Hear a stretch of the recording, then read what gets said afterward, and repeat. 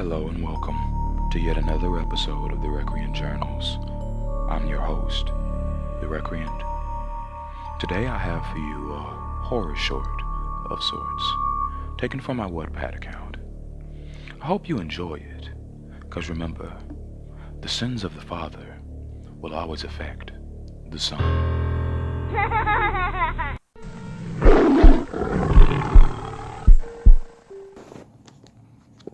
It's been a long couple of days. My father's home was recently broken into. They had stolen everything of value. As if that wasn't enough, he was also stabbed to death. To make this even more painful to recall, the sort of knife that was used was almost surgical in precision. The killer had sliced several arteries and punctured his kidneys and lungs. It was as if they wanted to make him suffer without killing him outright. The investigation is ongoing, and the police haven't contacted us much since. I say us because I have a sibling named Jason. My name is Al. Our father was a wealthy businessman that owned several restaurant franchises in our city. Our mother died when we were young, but Jason always seemed to have issues with our father, resenting him and blaming him for Mom's death. Since our father died, Jason was the next in line to inherit our father's businesses, having been groomed for it. I began to suspect Jason was connected to my father's death. He seemed like the perfect candidate. He had a motive. I also noticed police have been interviewing him quite frequently, and me as well. This, however, is where things take a turn for the worst. I went in to see Jason one morning, as we had just finished discussing our large monetary gains since our father's death, with both of us having split the franchises amongst us. I had just began crying again after seeing a picture of our father.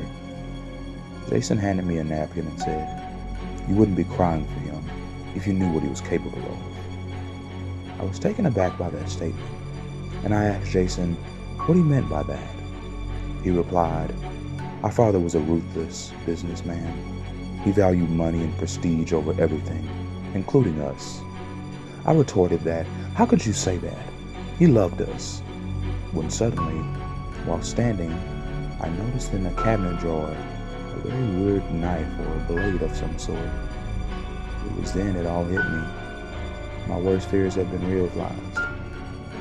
In that moment, I remember that was my grandfather's knife, a Jack Delmo commando blade.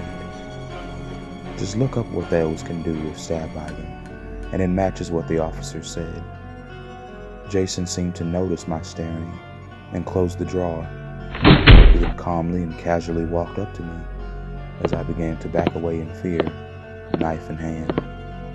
He said to me, "I really wish you hadn't seen that, Al. I always loved you." However, before he could finish, I interrupted him and said, "Thank you, Jason." This seemed to take him back as he asked, "For what?" I explained to him how through what he did, he helped me get out of the tremendous amount of debt I was in, as I had asked our father earlier to help me pay it off, and he refused. But now, I can pay it all off, and I thanked him for what he had done. My ploy seemed to work, as I hugged Jason, and he accepted.